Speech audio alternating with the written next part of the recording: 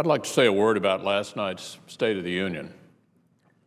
To me, at least, the occasion cried out for bold and courageous leadership from a re-elected president who has run his last campaign.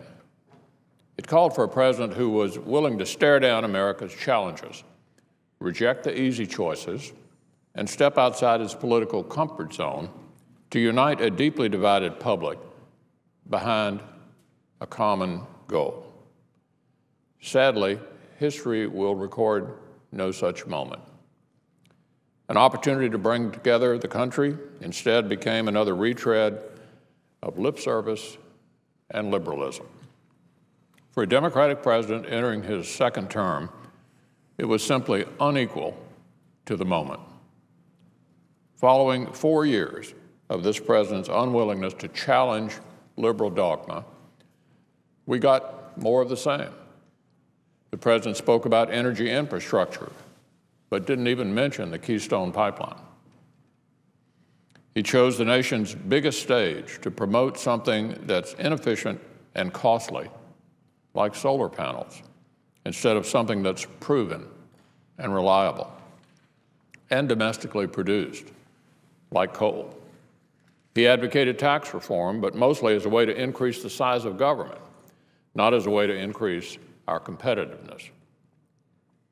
He spoke of workers' minimum wages instead of their maximum potential.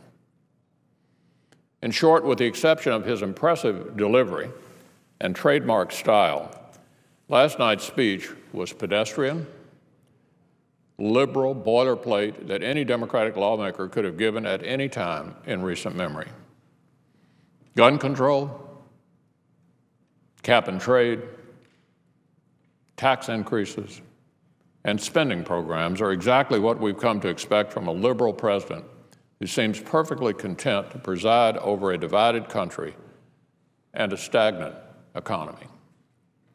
Of course, everyone recognizes the president's a really good campaigner. We all acknowledge his skill in that area. He'll be doing more of that today down in North Carolina. But a State of the Union address should be about something bigger. Instead of dividing Americans, it should unite them. Instead of inflaming passions, it should show what's possible when the two parties actually work together. Now, I'm glad he mentioned things like expanding trade opportunities with Asia and Europe. That's an area where we can cooperate, and I look forward to working with colleagues from both parties to do just that. But overall, I'm disappointed. I'm especially disappointed he chose not to seriously address the transcendent issue of our time, which is finding a way to control our spiraling debt before it controls us.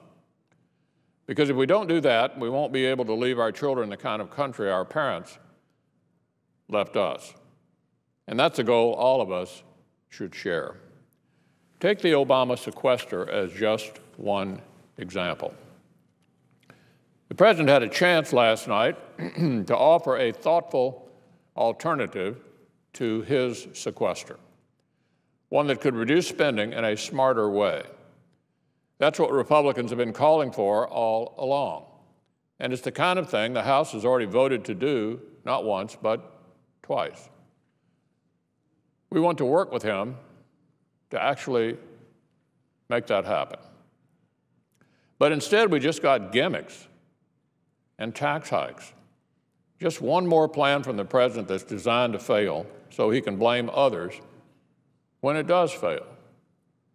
It's really too bad for the country. It really is. Look, the American people, in their collective judgment, decided to send divided government to Washington. I'm sure the president wishes that weren't so, but it's the reality. And Americans look to him to use forums like the State of the Union to bring people together and get things done with the government we have, not the one the president wishes he had. That's what Ronald Reagan did, and he accomplished great things. President Clinton was able to get quite a bit done with divided government, too. So why is it that this president can't seem to demonstrate the same kind of leadership? He says he wants balance, but his approach so far has been anything but. Just as investment has become a Washington code word for more spending, balance has now become a code word for my way or the highway. Remember, the president already got the additional revenue he wanted in January. He didn't agree to a single cut in spending then, just revenue. So obviously the balanced thing to do now would be to look at cuts. But last night the president didn't propose any real cuts. He just demanded more and more taxes. And with a $16 trillion debt, he actually called for more spending too, though he didn't say how he would pay for it or even how much it would cost. Pretend for a moment the Republicans agreed to go along with all those taxes and all that spending. What do you think he'd demand the next time? And the time after that? Of course, more taxes and more spending. And we all know that Washington uses tax increases to fund even more spending on things like robo-squirrels and Solyndra, not to reduce the deficit. That's what history shows us. It's how we got in this mess in the first place. So we're not going to play the Washington game. The stakes for American families are too high to keep taking the easy way out with more taxes and more wasteful spending.